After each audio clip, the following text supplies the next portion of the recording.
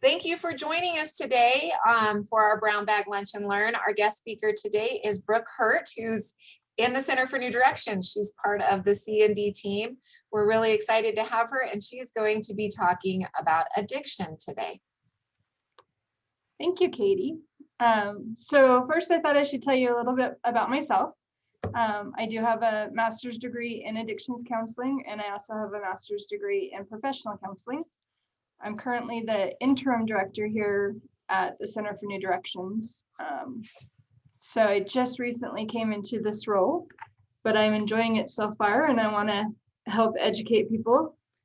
As far as the addiction presentation for today, I did prepare a PowerPoint, and I'll go through and just kind of answer what I know to be some of the more common questions about addiction.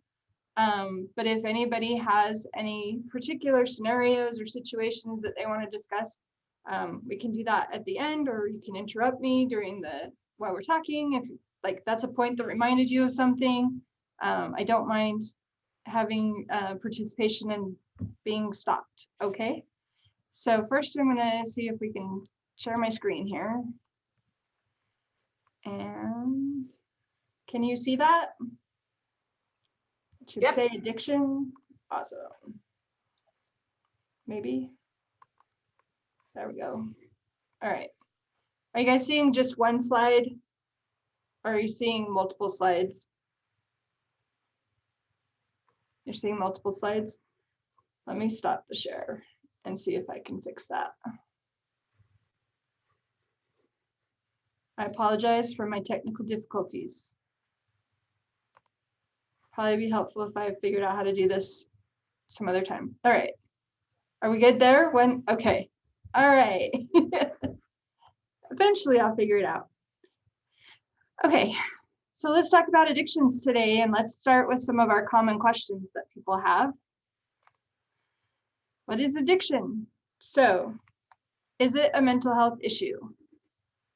Just out of curiosity, Katie, what do you think? Yes, I think that it is a mental health issue. Okay, you would be correct. So addiction is defined as a chronic relapsing disorder characterized by compulsive drug-seeking continued use despite harmful consequences and long-lasting changes in the brain. It is considered both a complex brain disorder and a mental illness. Addiction is the most severe form of a full spectrum of substance use disorders and is a medical illness caused by repeated misuse of a substance or substances. Now, this is referring mostly to drugs, but it can refer to other things. It can be addictions to gambling, addictions to pornography, addictions to food, over-exercising. There's a lot of things that a person can be addicted to. We generally do put it in the form of they're a drug addict. But recognize that the same brain changes and chemistry changes happen no matter what the addiction is around. Okay, so then that brings us to the next question of, is it a disease?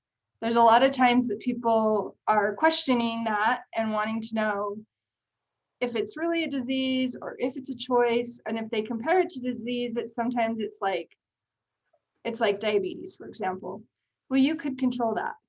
You could change your diet. You can do different things for health. But let's just answer the basic question. Is this a disease? And it is. So a disease is a condition that changes the way that an organ functions. Addiction does this to the brain, changing the brain on a physiological level. It literally alters the way that the brain works, rewiring its fundamental structure. And that's why scientists say addiction is a disease. So the best way that I can think of to describe this is if you look at my hands and you take them as being the two parts of your brain. When your brain is functioning appropriately, there's a membrane between the two, but there can be information that passes easily between the two, making these connectors, right? When we have an addiction, these connectors get lost, okay? They're still there. It's just that we're not using them anymore. And so we form new connectors that tells our brain when this thing happens, the new reaction is to use whatever we're addicted to. When we get recovery, those connections rebuild, and it allows that same information to come back into contact and our brain to function the way it's supposed to. Okay, does anybody have questions about that? Okay, that's my easiest way of explaining it, but if you have questions, let me know. Okay, once we know that it is a disease, the next question that often comes up for people is it a choice, right? And often the initial decision to take drugs is generally voluntary. However, the continued use, a person's ability to exert self-control changes seriously, it becomes seriously impaired. Brain images studies from people with addictions show that physical changes in the area of the brain that are critical for judgment, decision-making, learning, memory, and behavior control all happen. Scientists believe that there are changes that alter the way that the brain works and may help explain the compulsive and destructive behaviors of a person who becomes addicted. So like I was talking about with your brain, since you've made these new connectors and these other connectors no longer work, your brain only thinks that there's one solution to a problem. So we teach our brain, I need this, I have to have this fills my need of whatever. So if my need is to feel numb and not have to deal with some emotions, then using the alcohol or drugs or other things that I might be addicted to teaches my brain to say, I can only use this to fill that need. When we go into recovery and we start to rework that, our brain relearns, oh, there are other options, or we develop even new connections to new coping skills. So yes, it's a choice in the fact that we start, but it's not a choice to continue in most people's brains when they become an addict. I kind of think of it as if we flip a switch and that switch doesn't easily come back down, okay? Again, interrupt me as we go if there's any questions, okay? So then, is it curable? Depends on how you define curable.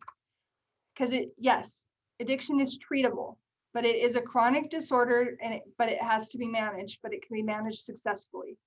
So going back to our analogy of diabetes, that can be managed, that can be treated, and even get the person to a point where they no longer have the diagnosis of diabetes, but that could always come back if those habits aren't maintained. And that's the same as with an addiction. When you have an addiction, you can overcome that addiction, but you have to maintain those new habits, those new behaviors, or you relapse and fall back into those same behaviors. Okay. Let's talk about how addiction affects people. Let's start with children. So according to SAMHSA, 1 in 8 children, or 8.7 million children aged 17 or younger, live in households with at least one parent who had a past year substance use disorder. So their definition is drugs and alcohol. But that's a lot of children to be living with a parent who meets a substance disorder. And a disorder means that they're not functioning. That's not your casual social drinker who might have wine at dinner. This is a person who is seeking alcohol or drugs on a regular basis. Along with that comes neglect. Neglect can look like the child not being fed or being fed inadequately. The child's health and welfare may not be attended to. If they're sick, a parent may not take the child to the doctor. The child may not receive their medications as prescribed, or sometimes people steal their medications. Children may be left home alone for long periods of time, or left with strangers, or with other people who are also using substances. Electricity, water, or heat may be turned off, leaving the child in an inadequate housing situation. The rent may not get paid and the family has to move often. The child might end up having deficits in their learning because they change school a lot. those things all fall under neglect. Another way that they're affected is emotional underdevelopment or mental health concerns. A child who has a parent that is an addict is 50% more likely to become an addict themselves. And they learn unhealthy coping skills. They learn when I'm sad or angry or upset or whatever the case is, this is how you solve the problem. You solve it by drinking, using drugs, gambling, or whatever might be the addiction. And those patterns of behavior are systemic. So the child starts to think, well, this is my only option. A child who is neglected or has emotional underdevelopment might have witnessed domestic violence. They might have signs of anxiety. They might have depression, post-traumatic stress disorder, ADD or ADHD. They might have difficulty with following authority because they might have taken on the adult role within their home. And so it might be hard for them to accept another person as being in charge because where they're from, they're the boss. It can also be difficult for them, and they might have emotional outbursts because they're hungry or they're tired and they didn't have enough sleep. They might just be overwhelmed and emotionally unable to handle all of that. And so they have outbursts because they just don't know what else to do. A child who has a parent with a substance use disorder is more likely to drop out of school because their moods might be to the point where they're like, I just can't handle it. I can't do it. Anxiety can lead to what's called school avoidance, which is where a child just pretty much shuts down and says, I'm not going.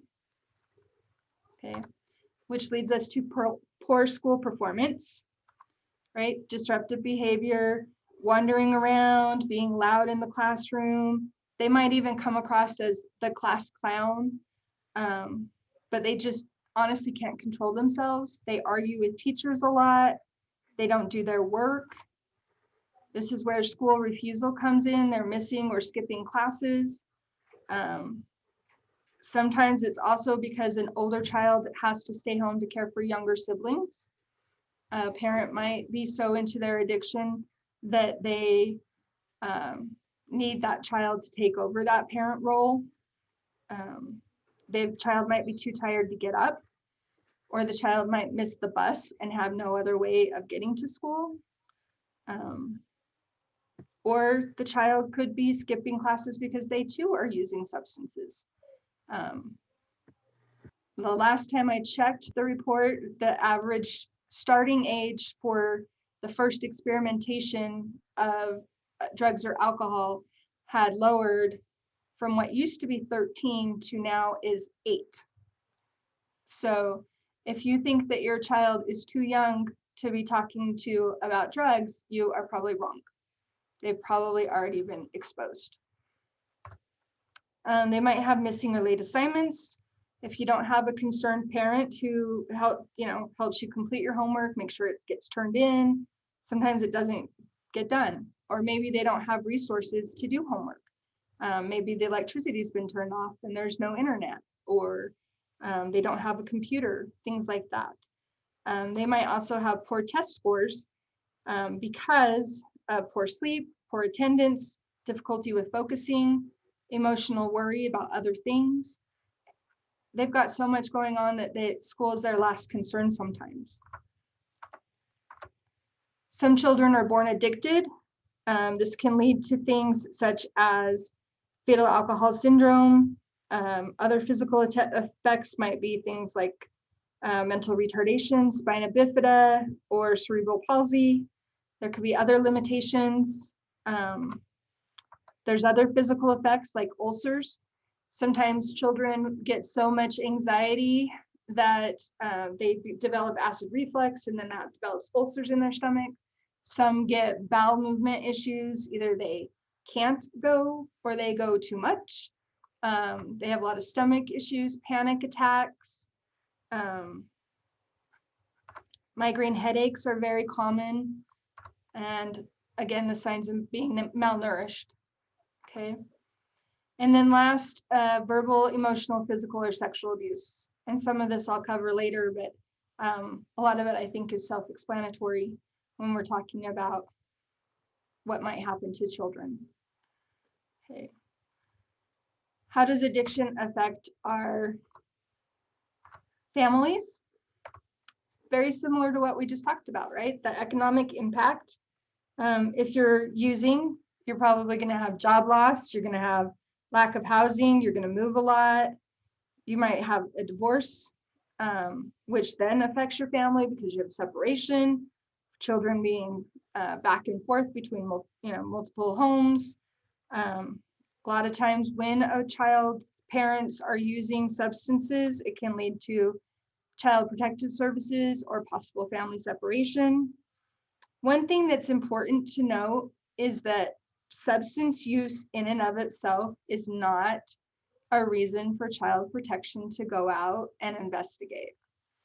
They have to have additional information that shows that there's neglect or abuse occurring because of the substance use, which I think is sad, but that's the way the rules are written. So substance use that causes the neglect that we talked about previously, that can lead to the child being removed from the home.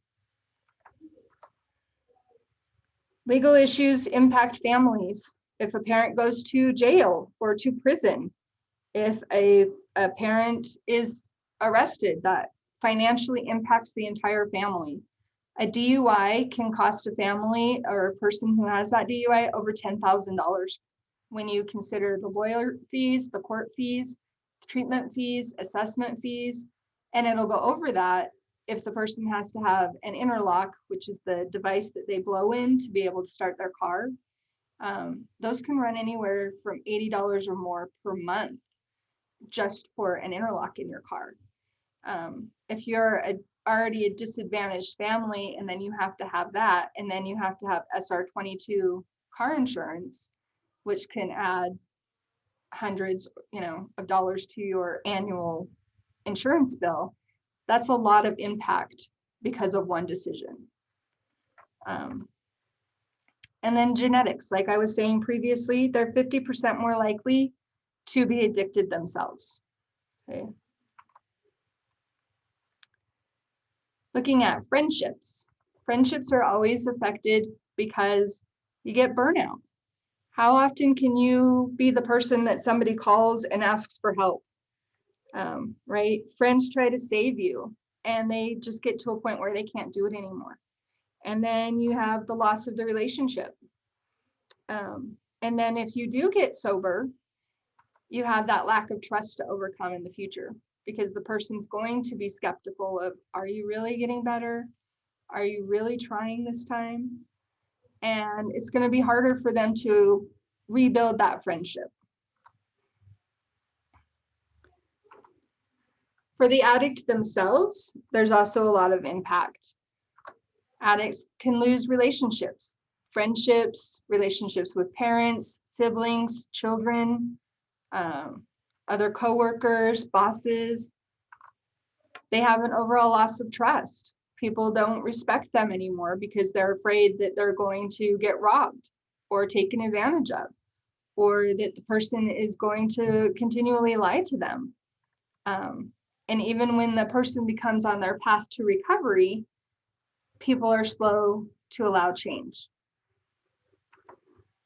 Loss of jobs is very common. Either they can't make it to work, or they fail drug tests, or they're unreliable or irresponsible on the job, things like that. A lot of addictions lead to illness. Alcohol can lead to cirrhosis of the liver. Drug use, we know, causes a variety of different problems within your health, including for some healthy people, if you're using methamphetamines or cocaine, or you're shooting stuff up, it can lead to a heart attack. It can cause kidney damage, liver damage, not to mention what it's done to your brain, right?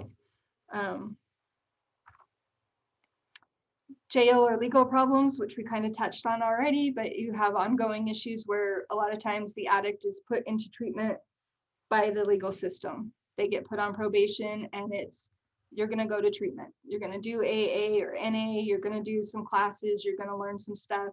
That all costs money and it takes time and it takes away from jobs. Recovery is not cheap, right? So the next question that we have is, an increased mental health symptoms as well. The next one is, how do I help somebody who has an addiction? Let's say that my best friend is an addict. How do I help them? Well, let's start out with what not to do, okay? This is things not to say or do. Do not undermine the person in their efforts to get help. Saying things like, oh, you've tried to quit before, why would this time be different? Or just stop, choose to quit. Or things like, get over it already. Or what's your problem?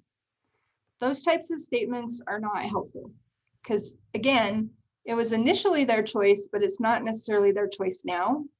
And they will continue to struggle and relapses do happen. So saying these things can just make the person say, why bother? If you already think I'm using, you already think I'm going to fail, why should I try? Never offer substances or whatever they're addicted to that person, right? Speaking from personal experience, I was married to somebody who was an addict, and I always thought, well, if I just get the stuff or I give him the money so he can get the stuff, then maybe our problems will go away. Because then I know how he behaves when he's using. So it's better than when he's coming down. So if I just give him the money so he can take care of whatever, maybe I'm helping our situation. It's not. That's enabling. So never give them the opportunity to do that. It's amazing how resourceful an addicted person becomes. They will find a way to get what they want, and what they need, you don't need to help them. Never give money directly to the person, okay? If they tell you that they need help, you can offer to buy them groceries. You can go and directly pay a bill. You can put gas in their car if you feel like those are important things to do. Again, this is a fine line on enabling, because maybe you need to say, you don't need gas in your car, because if I put gas in your car, you're just going to go get more things, to feed your addiction. Maybe you need to say, okay, you need gas in your car so you can get to your job. It really is a judgment call, but giving money directly to that person is not helpful. Okay. Do not save the person from the consequences of their addiction. This sounds really harsh and is painful and hard for people to do, but the way that addiction works is that you have a need, okay, and that need is numbness, social acceptance, to feed your addiction because it's now a habit, right? Whatever that need is, leads to thoughts, choices, and behaviors. If we don't allow a person to experience those consequences, they will never get to what is called rock bottom. But meaning they'll never get to the point where they say, this addiction's not working for me anymore. My need is not getting met. And until they get to that point, they're probably not going to want to do any kind of treatment, and they're not going to want to get any kind of help. Once they get to this point where they say, this is no longer meeting my need, this no longer helps me, that's when treatment can come in and help change those thoughts, to change the beliefs, to change the behaviors. Okay. So if we're rescuing somebody constantly and keeping them out of trouble, or we're hiding what they're doing, or we make up stories to cover for them, when we do those things, we're not helping, we're enabling. Okay. Don't ever force a person to go to treatment. This is not talking about the legal system. This means like Don't drive them to their appointment, shove them out of the car and make them go in. If they don't want to go, they're not going to get anything out of it. They need to decide if and when they need the help. And you can be supportive by saying, here's some options when they do get ready. Okay. Anybody have any questions so far? I feel like this might be a fire hose to the face. I have a question. So Okay. on your second to last bullet, don't save the person from the consequence of their addiction. Do you have any advice for someone in a situation where the consequence for, their loved ones' addiction may also affect them? So the consequence is more than just the person who's struggling with addiction, but it maybe affects other people in the family or other people in a relationship. How is there any suggestions that you might have in kind of overcoming that? So my suggestion sounds brutal and hard, but my suggestion is you detach as much as possible from that person that's got the addiction that's causing the harm. If the person's not willing to go and get help on their own, then I strongly encourage the person who is not the addict to go get help, go get counseling of your own, or do Al-Anon, Alateen, to learn more about addiction, to understand that process and how those things work. I strongly encourage the person who is not the addict to learn to set and maintain their boundaries so that they are not getting taken advantage of, so they're not being hurt. Let's say the example of a parent and a child, right? If you see something that is reportable, report it so that that person gets those consequences and possibly gets forced into a situation where they get help. Or for the very least, that child has somebody watching over them and is aware of their situation and can get the child help if needed, right? If it's a husband and a wife scenario, let's say my scenario, my husband was using, but I wasn't, right? I wish that somebody would have told me, get out, right? Because those consequences could have affected me. If he had had drugs in our home, and the police had come and raided our home, I could have lost my home because it was in my name, right? I could have been in trouble because those drugs were in my home, or in my vehicle. I could have lost a vehicle. It could have been, if you get pulled over and you have drugs in your car, the police can seize it, right? So I wish that somebody had said to me, get away. If he's not willing to get help, do what you need to do. And I know that sounds really, really harsh, but it goes back to that idea of rock bottom, and rock bottom is different for every addict. Every person's rock bottom is going to be their own, based on their own history, their own story, their own situation. And if you constantly save them and keep them from hitting that, then they won't change. They won't stop. So at some point you have to, maybe people used to call it tough love, but that kind of is the situation, is you kind of need to distance and say, I can't help you anymore. Your addiction has taken over your mind. When you're ready to retrain your brain, when you're ready to be back in control, I want to help you with that. Does that answer your question? Yes, it does. Thank you. Okay. So let's look at what you should do or say, or can do and say, right? Encourage the person to attend their treatment and complete any assignments that were given. Most structured treatment programs are going to have some kind of curriculum to them that are going to have handouts or assignments that the person needs to do, because most of them are cognitive based. We need to change the thinking in order to break the cycle, to change the behavior, right? And so there is going to be things that you can look over. So that's the next thing. Read and learn about substance abuse so you can understand it better. and then ask them what they're learning about.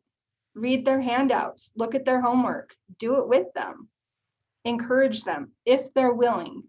Don't push yourself on them.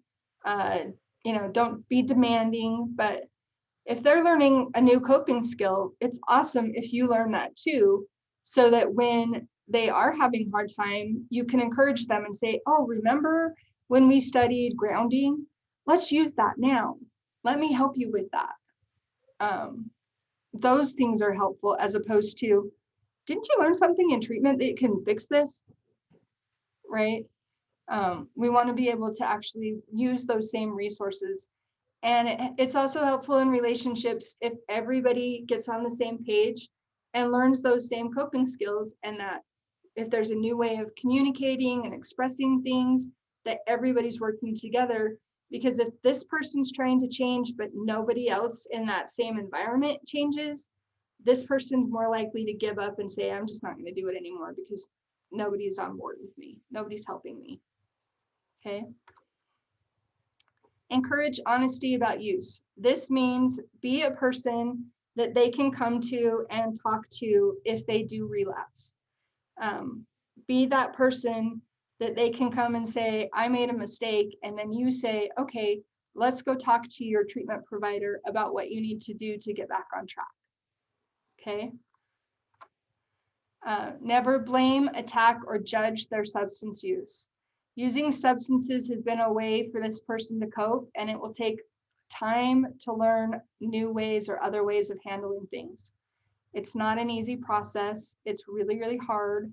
So if you constantly are telling the person, well, you're just a druggie, or you're just an addict and you always will be, that does not help the person.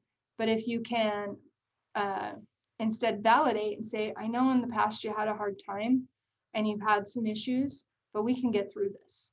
That's encouraging language that is going to keep somebody wanting to continue with their treatment.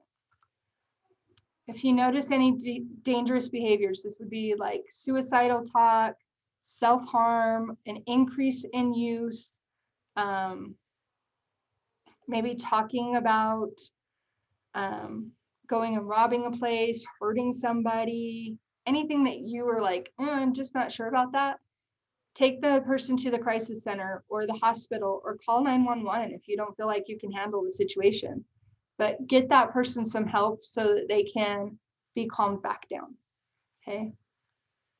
And when in doubt, always call and ask, because the worst thing that's going to happen is somebody's going to go out and assess the situation and say, no, we're good.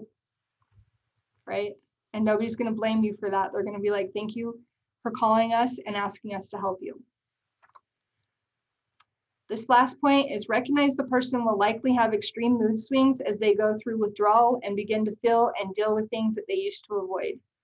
So if their need was to be numb and not have to deal with anything tragic that has happened in their life, and now they're getting sober, they're going to start thinking about those things, and it's going to be really, really hard for them. And they're going to be all over the place. They're going to be like this, and one day they're going to have a great day and they're going to be awesome and they're going to be super motivated and they're going to be all about their recovery. And then maybe the next day they're going to be like, screw this. And that's very, very normal, very, very common, something that's going to happen. There will also be days where the person who is in recovery is going to scream, yell, swear, blame you, even if you did nothing, just because they're having a hard time dealing with everything that's going on within themselves. Okay. All right. There are two main themes to substance abuse. This is pretty much any addiction. It says substance abuse, but any addiction. The first one is secrecy. Secrecy is the need to hide important feelings, memories, thoughts, and behaviors. The more that you can earn the person's trust, the more that she or he can confide these things to you directly. To earn trust, you need to listen without judgment, without solving the problem, and without being offended by what is said. Also respect what the person does and does not want to tell you. So if somebody starts to be secretive about what they're doing, where they're going, who they're with, when they'll be back, those kinds of things. Those are red flags for you to start wondering, are you having a relapse, or are you using? What's going on? Because in order to feed and maintain an addiction, it inherently means that you have to have secrecy and dishonesty. Okay. The next theme is control. Control is the need to feel power after having been powerless for so long. The more that you allow the person to take healthy control, the better. Avoid power struggles or arguments or coercion, as they rarely help and they often harm. So again, forcing somebody to do something isn't going to get them to buy into it. It's not going to get them to say, yes, this is best for me, right? Fighting with the person. A lot of times our addiction is about the fact that we didn't feel like we had control of something. So now within our addiction, we think we have control, right? If I drink, then I'm in charge of how much alcohol I put in my body. If I do drugs, I'm in charge of how I feel, what I think about. If I go gamble, then it gives me I feel like I'm in control of taking risks, right? And so by giving them other ways to have control that are healthy control, what do you want me to stock in the fridge? What do you want me, where do you want to go for your meetings? Do you want to go to a treatment facility, or do you want to go do AA or NA? What kind of sponsor do you want? You get to pick those kinds of things. Give them the control that they can handle and support them with that. Does that make sense? Okay. If you need treatment, if you need assistance and you don't have insurance, sometimes the state can help you. You can call BPA and they do a screening to see if you qualify for any of the money that they have available through grants. A lot of times the money is limited to specific populations. So that might be people who are homeless, or it could be people who are economically disadvantaged. They make under a certain dollar amount. Sometimes it is only people on probation. Sometimes it is people who are single parents or a pregnant mother. It really depends on each year. The money changes as to what they can and cannot do. So if you don't have insurance, you call them and see if they can help you. And usually if they can't help you, they can refer you to somebody who can. If you need to find a treatment facility, SAMHSA has a website. It's a treatment finder. You just go to this homepage and put in what you're looking for. It will find mental health or substance abuse treatment facilities for you. It will find residential, outpatient, if they've got a reduced scale, nights, evenings, days. You can search by a number of different criteria to find what you're looking for. Okay, there's also free resources. If you can't afford regular treatment or you don't want to go to a treatment facility, Hope and Recovery Center is here in Pocatello. They provide free resources. They run groups. They have peer support specialists. A peer support specialist is a person who has overcome addiction of their own, and now they're helping other people to be able to overcome. It's like a sponsor, only a little bit more advanced because they have very specific training and it's a job for them. The Friendship Club of Pocatello also offers meetings and a safe place to go and hang out and make friends, meet people. You can find them on Facebook. Alcoholics Anonymous in Idaho.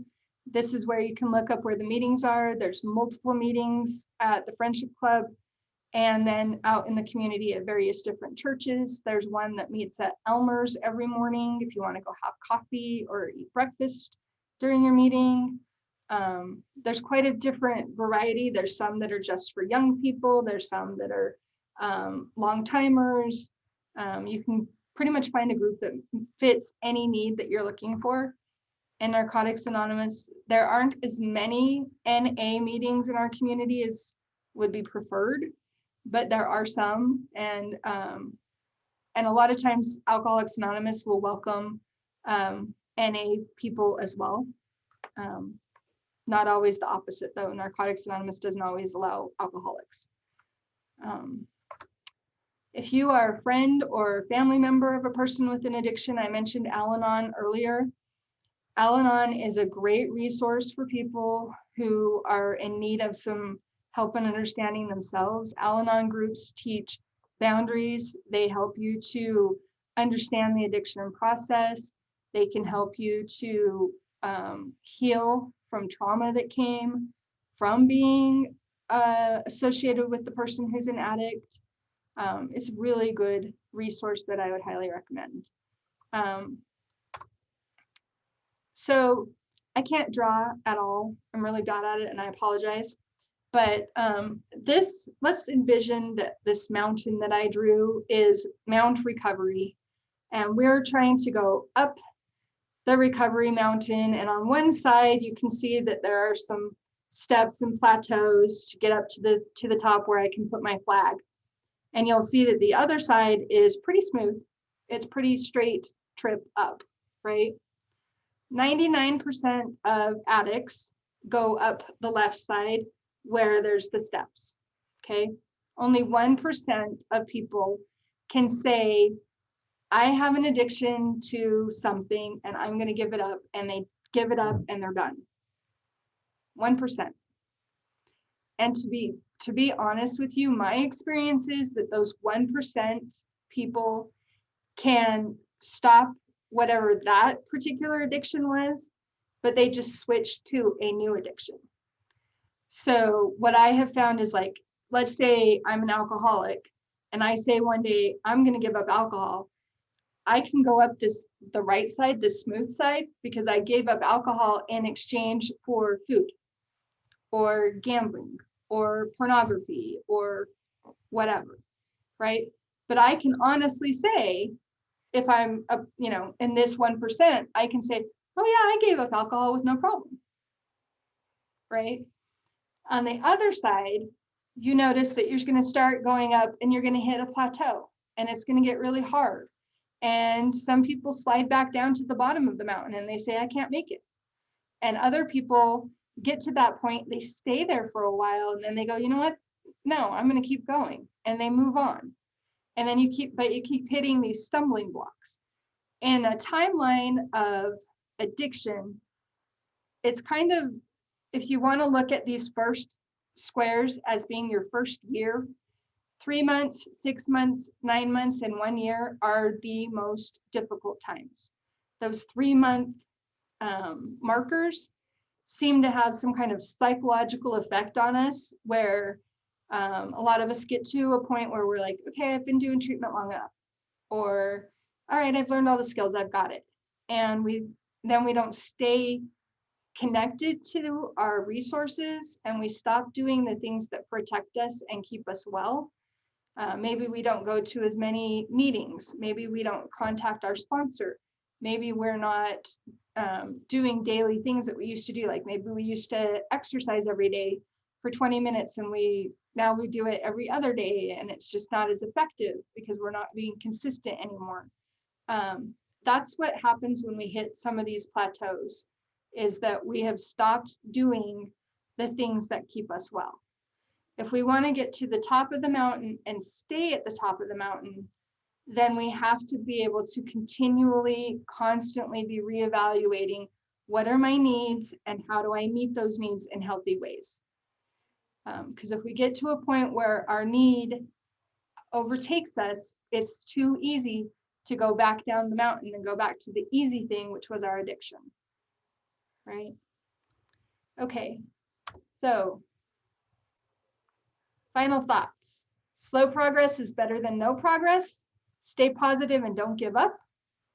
1 day at a time, 1 hour at a time, 1 minute at a time, whatever it takes.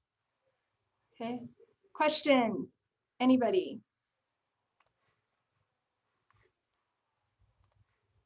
No? Some scenarios that I'll just throw out a couple of common scenarios, right? teenagers are especially difficult. When we're talking about high school, you're welcome, Heather. When you're talking about junior high school, there's a lot of pressure on fitting in. There's a lot of questioning about who am I? Who do I want to be? What do I want to do in my life? And drugs can easily become a part of that because we don't know where else to fit in. And that gives us relief for social anxiety, and it helps us to maybe feel like we are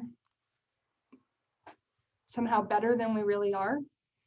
I'm going to be flat out honest with you that addiction for teenagers is often ineffective because they're still developing, they're still learning who they are, they're still trying to figure out all these things and navigate the world. So when you're talking with teenagers, it is a lot of consistency. It is a lot of talking about values and what's important to them now and in the future. It's a lot of building family relationships, peer relationships that are healthy. It's getting them engaged in activities and things that give them an alternative possible addiction. So like maybe they start to be addicted to being healthy by playing baseball or volleyball or things like that. That's why a lot of times you'll see if a child gets put on juvenile probation, they'll get ordered to participate in some kind of community event. Because the more that you are connected and tied in with other people, the less likely you are to get an addiction. Because the idea is that if you feel like you belong and there's other people who are going through your same experiences, you can relate to those people, and then you can have that interaction and support if you do have some kind of difficulty. So that's one that I should have covered probably a little more, but teenagers. The other thing is, statistically speaking, if you are 47 or older and you decide to stop an addiction, it's less likely to happen. You're older, your habit is set, your brain is kind of set. You're kind of to a point where maybe you're going to slow down or reduce it, but it's harder to make that choice and make that switch. Not saying it's impossible, I'm just saying it's harder. Anybody else? Questions, thoughts? All right. Well, I am here in the Center for New Directions if anybody ever does have questions or wants to come and talk about addictions or needs help finding resources. Thank you so much. This was really wonderful information. I know I learned quite a bit just from listening to you today. Thank you.